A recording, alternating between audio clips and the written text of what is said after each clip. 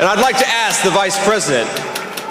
Tawal Africa, the Africa we all love. What has she done to question my loyalty to this country? 55 countries that make up the African continent. Ubu nk'uyu Bosco y'impaye ubundi we yavuye. Tuvugisha ukuri. Here on Tawal.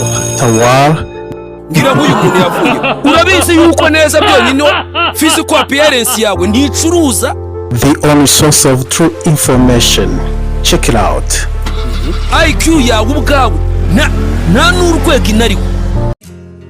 Kongeye kubasuhuza abakunzi ba Taware murabizi cyane rwose ko ni the Africa we all love. The Africa we all love. Uyu munsi rero dufite umutumirwa ndagira ngo atangira abibwira. Mwakoze cyane abakunzi ba Taware.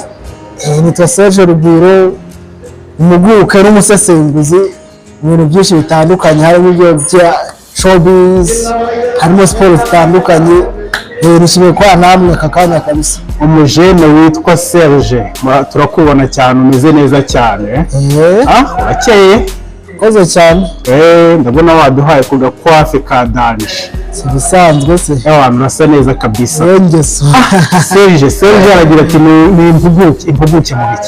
Impuguke mu bintu byinshi bitandukanye uko nabikubwiye. Harimo izo za showbiz, harimo sport, tuvuze sport. Tuvuze ibintu byinshi bitandukanye, harimo za football, za basket, volley ndetse n'ibindi. Ndakubona ukuntu wambaye, ndabona wanabyambariye cyane, urasa n'umuntu nk'utu mufana, nk'utu mukinnyi, nk'utu mbiki. Ni umukunzi bivuge neza. Umukunzi ushobora kubikora iyo kipe nduzi wambaye nuko ubanza ari ya kipe isigaye ishobora kubikuraza nabi kenshi. Yo ikunda se ko waremeye kwihanganira rwose. Mwabumvise cyane rero witwa Serge Rugwiro Mr. Uno. Ndakubona cyane. Serge, dufite ibintu byinshi tugiye kuganiraho. Utubwiye ko ukurikira cyane showbiz yo mu Rwanda. Cyane. Ese showbiz yo mu Rwanda uyibona ku kihe kigero uyu munsi? Ubona iri gukorwa ite? Ubona hakongerwamo iki? Ubona hakosoka iki? Ubona tubwiye nyine uko uyibona tu. Ntabwo ndavuga nk'umu big energy ariko ibitrendinga ntabwo cyane murabizi. Igezweho ni inkuru za Yago na beef afitanye n'abandi bahanzi nyine n'abandi bantu bakora showbiz muri iyi minsi. Showbiz nabonye yarabaye intambara. Urutangiye tubwira ko ukurikirana showbiz yo mu Rwanda. Ese showbiz yo mu Rwanda mu by'ukuri uyibona ku buhe rugero? Ugereranyije nko mu minsi mike itambutse, wenda ntabwo uri mukuru cyane ariko nta nubwo uri muto ku buryo utaba ufite nk'imyaka 10 warebyeho showbiz yo mu Rwanda. Uyibona ku buhe rugero rero uyu munsi wa none? Showbiz yo mu Rwanda rero muri iyi minsi wenda navuga ko kubera nyine imiterambere y'iki ya social medias, kamera nayo igomba kuzamukana byarazamukanye, gutwika byariyongeye uko basigaye bafite aho batwikira. Ntabwo ari nko minsi yashize aho umuhanzi yiringaga aho yahunganaga sedaje ajyana ku maradiyo cyangwa ku bazirikana abapresenta bamwe na bamwe bagahita bagakavuna bagatera muri ngubu nyine byaroroshye babonye urubuga, ndetse ko bamwe basigaye barukoresha nabi aho kugira ngo barukoreshe rubafasha bakabarukoresha basenya abandi. Aho ibyo ngibyo nyine niho bihita bikuvangira kuvuga ati se ko bya bintu babikoraga neza mbere ibintu by'iterambere bitaraza, aho ngubu babonye urubuga aho naho byoroshye nigute bacaga uri kumva ntabwo making sense kabisa. Mwamwumvise witwa Serge uko abona showbiz yo mu Rwanda uyu munsi wa none. Serge, ukurikirana showbiz yo mu Rwanda ariko ntabwo ari yonyine ukurikira ibihugu bitwegereye biduturanye, ukurikira Afrika yose muri rusange, ukurikirana showbiz ku isi muri rusange. Showbiz yo mu Rwanda ugereranyije na East Africa, iyo yitegereje ubona turi ku ruhe rwego? Ese ubona hari ikintu umuntu yakongeramo? Ubona hari ikintu umuntu yahindura? Icyo kintu ni igiki wowe ubona umuntu akwiye guhindura? Murakoze cyane. Muri showbiz yo mu Rwanda ugereranyije nyine n'ibihugu duturanye, ubwo tuba tuvuga za Uganda, za DRC, za Tanzania. Ikintu kitwica bwa mbere, dufite ururimi rutari popular. Ururimi rwacu rwose ntabwo rukoresha, ntabwo favoriza abahanzi nyarwanda kwa batera imbere. gusa ntabwo ari cyo bivuze, ntabwo ari ko byakagenze, kuko nyine uramutse ukoresheje urwo rurimi mu bintu byiza abantu bakumva kandi bakurura audience bikoroha. Ikindi kintu kitwica ni beef no kudafatanya imbere, no kudafatanya ngo abantu batere imbere. Mu Rwanda ubundi bihugu usanga muhazi nka Platinum ushobora gukorana collabo na Harmonize, akaba yakorana collabo n'undi muhanzi ukomeye muri Tanzania, ariko mu Rwanda biragoye rwose. Abahanzi bacu bifitemo akantu ngo ni beef, kumva ko mwarenze nyine n'ibyo, kandi ntabwo bifasha showbiz ahubwo bisubiza inyuma of course. Niyo gipfira kabisa. Tugarutse ku rurimi rw'ikinyarwanda, ururimi rw'ikinyarwanda urumengaho iki kuvuze ngo ntiruri popular? Ese ni uko rugoye kurwumva? Ese ni uko ruvugwa n'abantu bake? Ese wamengaho iki? Ntabwo ruri popular buze buryo. Rega tugomba kubyibuka ko abanyarwanda turi bake, turi miliyoni 13 ndakeka. Rero mu bihugu duturanye rero urumva ko bigoye. Rero rukoresheje bisobanuye ko n'imyigire yarwo hanze bitoroshye, nkuko tugira igisore mu Rwanda bo ntabwo ikinyarwanda bakiri. Rero urumva ko nyine abarikoresha ni bakeya. Rero nimba ari bake bivuze ko na audience ari nkeya kamwe, birumvikana. Niyo mpamvu rero nyine biba bigoye kabisa kubona indirimbo y'Inyarwanda igenda igatrendinga kuko abantu benshi badasobanukirwa n'ibyavuze. Niyo yaba ari message nziza pe, biragorana kubera urwo rurimi twakoresheje. Naho ikinyarwanda ni cyiza pe, ni cyiza.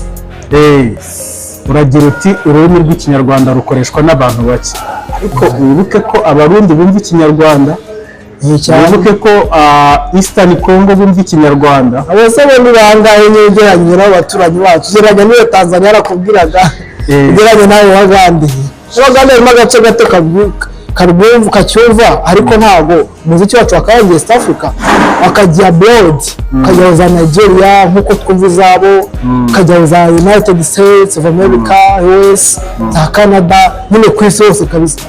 Ubu se iyo utekereje neza ubona abanyarwanda ari iki babura ngo baririmbe indimi z'amahanga, na cyane cyane ko mu Rwanda dukoresha indimi z'amahanga nk'igifaransa, icyongereza ndetse n'icyo giswahili uri kuvuga? Ni iki kibura kugira ngo abanyarwanda batangire gukoresha izo ndimi z'amahanga, kubera ko barazizi, barazumva?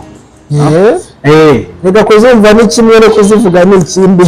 Nawe urabizi niwe mu mujyi cyane, edukasiyo yacu rwose niyo yagufavoriza abahungu, dore ko bamwe bavuga ko abenshi bashinja kuba ngo bataranabyize babishyizeho umutima, nyine abenshi barabikoze nk'ibintu bikundira batarabyize kabisa. Umuziki se ubwo abasore dufite barangije hariya hirya ku Nyundo baciye amazi, rero ni bangahe uzi bawukora? ni benshi. Bangahe uzi bawukora? Twebwe muri Akemiso kuva na Mora Ways n'abandi bari kuzamuka wenda na ziriya za Symphony nabigoye. Ntabwo hamwe nk'urutonde rw'abantu 10 bagiye ku Nyundo, ni benshi cyane. Barivurira bazi ariko top level nyine akora kangahe se iheruka banga byari. Okay, icyo tugisimbuke ntabwo ari cyo cyonyine umuntu yaganiraho. Uragira uti umuziki w'u Rwanda rwose ni mwiza, ariko gutera imbere biragoye bitewe n'ururimi. Akorwa ikirere kugira ngo urwo rurimi ntirube impamvu ituma ntirube inzitizi ituma tutagera aho twakagombye kugeza umuziki wacu. Ubundi ukuntu ibintu bimeze muri naca y'umuntu, ibintu yumva cyane arabikunda, wabishaka utabishaka, waba utabyumva waba utabyumva. Ubuse nk'Abanyarwanda ko mujya mwumva ngo hozambe uzi ibyo ari byo, ariko kubera kubyumva cyane ageze urabikunda utazi n'ibyo ari byo. Rero ubwo igikeneye nyine ni promotion y'izo ndirimbo zacu. Ikorwa ite? Ikorwa n'abandi. Ese abantu babikora babifitiye ubumenyi? Izo ndirimbo zacu ziramutse zipromotinzwe zikagezwa kure, kandi Abanyarwanda tugakunda ibintu byacu, umuziki wacu wagera kure. Bisobanuye ngo mu ruhande rwawe uko ubyumva, ntabwo umuziki nyarwanda udindizwa gusa n'abahanzi, harimo n'itangazamakuru ridakora promotion uko byakabaye. Iryo tangazamakuru se ryo ubona ari ikiribura? Bibura iki kugira ngo uwo muziki bugeze aho ugomba kugera, cyangwa se aho tubifuza twebwe nk'Abanyarwanda? Cyambere rero iryo tangazamakuru byagumye mu bintu bya kera, yo kumva ko umuhanzi agomba kuza bakabanza agatanga akantu kugira ngo promoting. Ubwo iryo jambo uvuze ntiryagukoraho? Ntabwo amakuru ngo bagasaba akaba yumva nyine ko hari cyari imari nyinshi yatanga kugira ngo indirimbo y'umuntu izamuke. Rero ibyo ngibyo bose birashaje pe. birashaje. Ikindi bigira n'ibintu byo gukunda ibintu byo hanze cyane kurusha iby'iwacu, ku buryo yumva nyine wenda afite playlist y'indirimbo 50 yakina nk'inyarwanda n'eshanu, ubwo nyine wumva byazamuka bitewe abanyarwanda tubwaje tuba duhaje gufata iya mbere ngo tuzamure umuziki wacu. Ushatse kurasiramo umunyamakuru witwa DJ Adams kariyo njya numva ngo nta muziki wo mu Rwanda yumva. Nyine mbere na mbere ntidukunda n'ibyacu uretse kugira ngo abandi babikunde gute ni ikibazo. Mbere na mbere nitwe tubanza kubikunda. DJ Adams we ari very clear, aragira ati jewe nuko nta muziki mba numva bakora. Mu by'ukuri se niba wumva ariko bimeze, mu by'ukuri ntabwo ariko bimeze, ko dufite abahanzi bakora, dufite abahanzi bari ku international level nka Melody ifasha gukorana indirimbo n'uwa muhungu wo muri Amerika, wumva ko nyine ari ibintu bimeze neza, bisobanura ko ari improvement igaragara. Rero kuvuga ngo nta muziki dukora aba ari totally wrong kabisa. Ukomeje kuri Melody, hari akantu kamaze iminsi gatrendinga muri showbiz yo mu Rwanda, wowe uri team Bruce uri team Ben? Yemerezo nta n'umwe ndimo. Ndimo kabisa. Ntabwo uri team Ben, ntabwo baraniga bose bararenze bwo bararenze, bakora ibintu bya danger, Ben ni legend, Melody ni umukozi. Numva ko yitwa Munyakazi. Ni cyane n'Umunyakazi kandi kuko arakora neza. Ben nyine se ko muri iyi minsi nta bintu byinshi ari kudutamo, akafite sikosa hanze retrain, Melody afite solo, tumva ko nyine bose ari abajama bafasha mu iterambere ry'umuziki nyarwanda kabisa, bakora ibintu bigaragara kandi bari abahungu barakora cyane, bikundwa cyane. Wabivuze ngo aho ngaho uri nico mu Rwanda ufana uyu muhanzi mu Rwanda ukunda uyu muhanzi? Je nkunda umuziki yako ntabwo mfana pe, nta muhanzi n'umwe ukunyura. Bose baranyura bitewe n'ibyo bakora uko bishimisha, mbikoresha nka environment. Okay, muri iwawe yego kuri radio yawe playlist y'indirimbo uba ufite nko muri machine ukavuga uti playlist y'inyarwanda nkoze uyu munsi ni uwuhe muhanzi ugiraho indirimbo nyinshi wo mu Rwanda? Nyine mu Rwanda nyine playlist yabaye kuko kenshi nyine zose mba nzumva mixinga ukagereranya kumva, ariko ntaburaho playlist, ntaburaho indirimbo y'umuhanzi witwa Anyways, ntaburaho indirimbo y'umuhanzi witwa Kinisel, ntaburaho indirimbo y'umuhanzi witwa Melody n'uwo Ben yavugaga. Nabyumvise, uwo mufana w'umuziki nyarwanda nabyumvise kandi ni byiza cyane ko waje. Wowe si ko mbona uri umujene, buriya wowe ibintu bijyanye n'umuziki ntabwo ujya ubirebaho? Ndabikora ariko bitari professional. Ibintu byitwa gukorera ubuntu. Ari umutipe umwe wigeze kuzana akantu karatrending, umusitari wa hano mu Rwanda witwa Rocky Kimomo, yavuze ngo ibintu ngo bya hits ngo zitinjiza. Ese nawe ukora amahita atinjiza? Ndizera ngo ntabwo ubikora mu buryo buri professional. Nawe urashaka kumbwira ko ukora hits zitinjiza? Ku giti cyanjye aka kanya, ariko minsi iri imbere nanjye munyitege naje. Naje bwo. Abasaba courage kabisa, sinagatege. Nizere ko hano kuri Tawari tuzajya tuba turi mu bantu bakwakiriye mbere kabisa, ufite indirimbo iri gutrendinga, iri kubikora hanze cyane. Sawa, reka twikomereze rero. Showbiz yo mu Rwanda ntabwo ishingiye ku muziki gusa, hari n'ibindi tujya tubona ugasanga dufitemo nk'imivugo. Abasizi, ni abahe basizi wumva ukumva baragukomye? Abambere of course ni Rumaga. Rumaga ari umukobwa witwa Dina Portress. Dina Portress. Dina umwana wakora ibintu byiza nyine, kandi bagomba kuzamurwa nabo.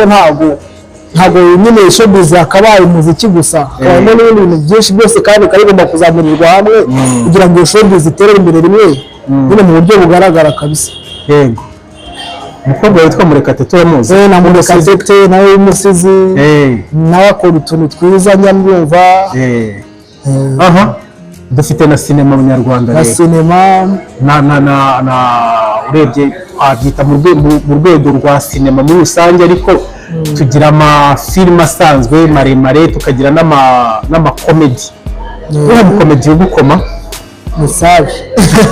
Sabi rwose, ntabwo akora ibintu bya danje. Dogiteri aragukoma. Sabi bari abanyakso, abajama nyine ni abaniga, ubona bakora utuntu tuzima umuntu wese ashobora kureba n'akahe kantu Sabi yakoze kavuga uti uyu muniga ararenze cyabise nkavuga nk'agasene kamwe muri movie ziwe cyangwa ya kimwe cyari guhamagara nyina wa sheri wiwe hamwe yavuze rero mama sheri ya muniga ni wa daje ese ubu niyo urebye neza ubona umukobwa wawe wakundanaga cyangwa arambeshaga Sawa arabizi cyane aha hari umuntu witwa Mitsutsu ugira ikintu muvugaho se umugabo uri muhungu uri talented ukunda ibintu byiwe kandi ufite na promotion iri hejuru afite uburyo afite connection y'abantu benshi nyine bamufasha kuzamura ibintu byiwe umugabo witwa Kiramani unaherutse gukora ubukwe muri uyu mwaka umukozi kandi umuntu ufite ibitekerezo bya danje Kiramani ni umukozi kandi ufite ibitekerezo cyane bya danje kuko niwe wagize uruhare muri ibyazamurwa by'abo bansabe bose nyine rafashe kabisa bose bagejeje aho bari ubu ngubu kuri top level nyine aho twakufata nk'abantu barenze mu Rwanda ariko twigeze kumva Sabi yivugira ati ntabwo ngewe bosi ntabwo yanzamuye Kiramani si bosi wanjye nta nubwo yanzamuye nyine byarabivuga ariko se ntabwo wakagirwa umuntu waguhaye urubuga bya bintu bya komedi bisaba kubona aho bikorera gukora abana benshi bazi gukina hari abantu benshi cyane bafite ariko nyine babuze aho babikorera tutazizi rero icyo kirakora yarafashe expose impano yabo tukaba tubazi kugeza ubu ngubu rero umugabo wa danje credits nyinshi kuri we kabisa hari show ya comedy yitwa Jen's Comedy Generation Z cyane biyitabira gake niki wabwira Merci washinze Jen's cyangwa se hostinga Jen's Comedy show ni biteye nyumva n'igitekerezo cyiza kabisa ni nk'abana abantu dushaka nyine abantu ari creative muri industry umuntu uzana akantu gashyashya akantu gashobora entertaining abanyarwanda kandi bakagira n'icyo bavanamo nabo nyine nk'ababikora aba hosters nyine tuvuga mu mafaranga aho ngaho muri financial yego mu Rwanda twatangiye dufite abahanzi twavuga kuri music iri modern music twavuga ko byatangiye kuba modernized guhera za 2007 gutyo dufite abajama nk'aba Miss Jojo mwese mujama ba Miss Jojo ba Rafiki ba Bulldog ba Riderman ba MC Mahonibon benshi cyane abajama batangiye showbiz isa nkaho iri modernized mu Rwanda tunabaha credit kabisa, shout out to them. Bashyize itafari ryabo ku muziki dufite uyu munsi. Ariko hari abajama bakoze itsinda rihita rimenyekana cyane riba viral mu mitwe y'abanyarwanda, itsinda ryitwa Tough Gang. Tough Gang yo muri za 2010 wayivuga hiki? Wambwiye ko muri icyo gihe wari watangiye gukurikira abahungu baduhaye show. Abahungu baduhaye show. Ubundi je pataka ari byo pfumbiro rya hip hop mu Rwanda. Ari fondation hip hop mu Rwanda nyine. Ari abantu bakoze hip hop ikamenyekana igakundwa kandi igatuma igera ku banyarwanda benshi. Aho uzasanga n'umwana muri ya myaka ye nagaririmba indirimbo batavuga atanabazi. Abahungu barakoze cyane. Twicuma yenda abantu bose bagenda bicuma. Saza Joy Paul akiriho, rest in peace brother. Yeah, rest in peace. Kabisa nyine nakoze ibintu bya hatari nyine. Barakoze. Byashyize itafari muri Tough Gang. Kunaga Joy Paul n'ubu kandi. N'ubu uracyakunda Jay. Kuri Jay. Joshua kabisa. Joshua, shout out to him and rest in peace. Dukomeza kwihanganisha abafana be bamukumbura cyane. Umuntu witwa Buda uramuzi? Bulldog Kemozera. Uramubona? Kemo. Uramubona? Cyumba cy'amategeko umuhungu. Cyumba cy'amategeko. Uvuze Kemo uhita wumva icyumba cy'amategeko. Cyane. Ari kumwe na Riderman baherutse gushyira album launch yabo bise icyumba cy'amategeko nk'uko uri kubivuga. Icyumba cy'amategeko album launch warayitabiriye? narayitabiriye nagerageje amahirwe yo kunayumva yose mbere y'uko nyine bayironshinga. Niki cyagushimishije cyangwa se cyakuryoheye muri iriya launch? Ubundi ndatangirira ku cyuma cy'amategeko album ubwayo. Harimo indirimbo nyinshi cyane zigera ku 8 ndakeka nimba atari 7. Mu cyumba cy'amategeko ubona ko hari abahungu nibo nyine barapa bagerageje kwiadapta ku muziki uri moderne n'iyi myaka. Big shout out to them kabisa. Shout out to them. Baragerageje abandi aho byananiye nyine kwiadapta ku muziki ugezwe muri minsi bikanga. Kare mpamvu tubona nyine hip hop itakiri hejuru cyane nka mbere nk'uko gihe twavugaga cya tap dance. Ariko baragerageje noneho ikindi kintu kireze ubundi ngo byaragoraga kubona abaraperi bakorera hamwe nyine utuntu bahuje abahungu baravuje badutamo imizigo ya danger over byareka Kigali hari umuntu wese ari yararyoheye indirimbo nziza noneho harimo na performance ya Tough Dance hari bose bongeye kudakubuza byiza baradukumbuje byari ibintu byiza ko barahungu bazanagaruke twakomeje kugenda twumva ko bafite album yabo nabo bazanonshinga vuba batubwira vuba nuko tuba muri bya ibintu by'abasani ntabwo wabyishinga wasanga vuba haba ari nka 2026 or what ntawamenya kuko batangiye kwiduteguza muri za 2021 gutyo na Jay yakihari. Reka twizere ko album yabo izaza hanze nayo tukayibona tukayikora.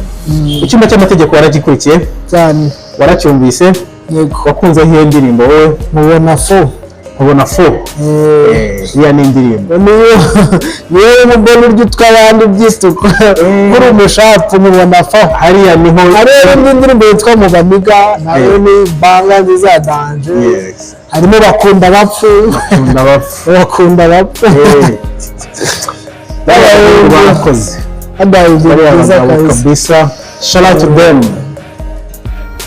Ese uyu munsi hari abandi ba members ba Tough Gang TG dusigaranye, harimo Tifla, harimo Fireman Vayo hakaza na Green P.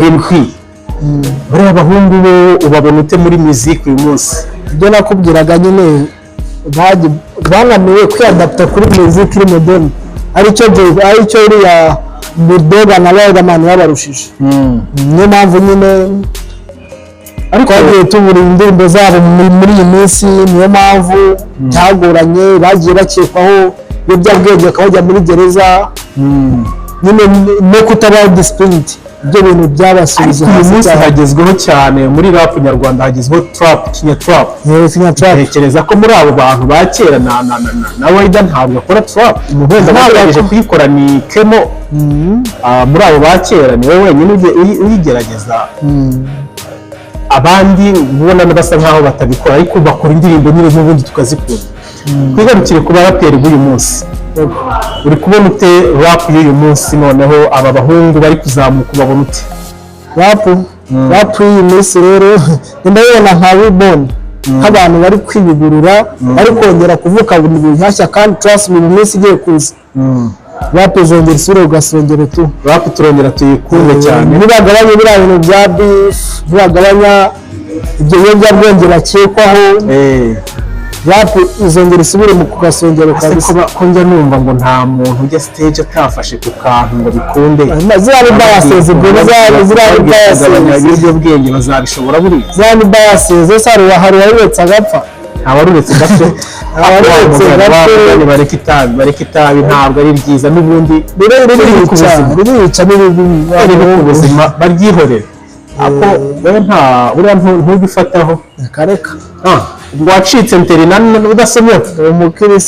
umukristo nakoranye indangagaciro za gikristo kandi ntabwo zidutegeka. Yavuze ngo abakristo abafata ntabwo ariko mvuze, abafata kuri boro bose nta bukristo bwabo. ntabwo ariko mvuze gusa iyo byagukolonije ntabwo wandikanya na Kristo ngo bikure. Ntabwo biba ari sawa man, ntabwo biba ari sawa. Tunavuye no mu by'amadini n'iki no mu buzima busanzwe bro ntabwo biba bitwika buriya umuntu wasinze man ntabwo aba ari sawa cyane umuntu uri haye bagira bahora bari haye ibiyobyabwenge bisobanuye ko bwabiyemeje se kandi nta busiri mu mubiri umubiri utagira ubwenge umaze iki nta kintu waba ufite tugaruke gatoya cyane ku bandi bahanzi rero twari tumaze kuvuga kuri hip hop ariko tukiri kuri hip hop gatoya ubona abandi bahanzi b'umuziki nyarwanda ubabona icyo mwese nakora bikubwiye umuziki nyarwanda uri gutera imbere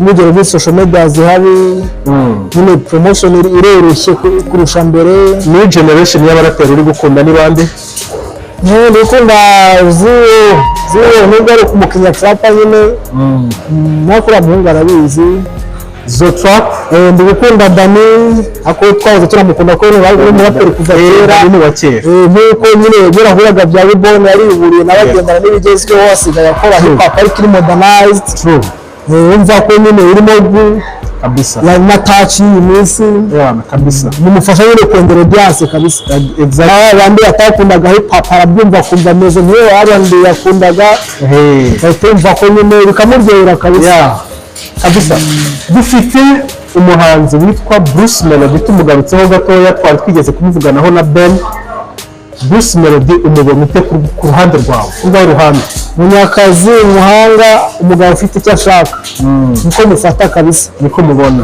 magana hamwe ba rivalinga mu Rwanda simvuze ko ari wa mbere mu Rwanda kuko nyine liste ntaho yakozwe ntaho ubizi ubundi performance y'umuntu idetermininga n'uburyo akoramo cyane muri ibintu by'umuziki muri ibintu bya filime nyine udakora ntabwo ntacyo wageraho kandi ni umukozi twabivuze wa mbere ariko ni umukozi uriya muniga arakora nashatse wavuga ko mu bahanzi ari uwa mbere wese hari umuhanzi mu Rwanda dufite usohora indirimbo zingana n'izo asohora mu mwaka byagorana kumubona ikindi afite management nziza afite yimufasha nyine ko niyo yaba atabishaka imufasha gukora twitega ikirero kuri muzike yawe nawe mu minsi iza utubwiye ko ugenda kudutamo akantu mu minsi ya vuba twitega iki banga ni imiriyo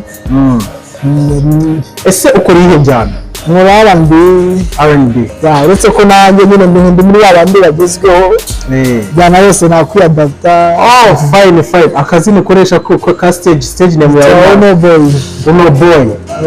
Uno Boy number 1 kabisa courage rero twakwifuza guhirwa mu muziki wawe mu rugendo bakuzi ba Tawari twari turi kumwe n'umukunzi wa muzika nyarwanda akaba n'umukunzi wa showbiz muri rusange unayikurikirana unayumva reka dukomeze kubifuriza gukomeza kugira ibihe byiza ariko niba utarakora subscribe kuri Tawari Africa igihe cyaba ari iki kabisa kuhaje tujye tubana mu biganiro byinshi mu nkuru nyinshi tubafitiye gahunda nyinshi ziryoshye cyane kabisa mu minsi mike iri imbere muzatangira no kumva andi majwi ntabwo ari ngombwa ngewe PI hari n'abandi benshi cyane muzajya mwumva ariko ubaye utarakora subscribe waba rwose uri gucikanwa cyane reka tubashimire rero kuko mwabanye natwe ikiganiro twagiranye na Serge tunamushimira cyane ko yaduhaye umwanya we twizera ko igihe cyose tuzamukenera azitabira ahari kabisa asante sana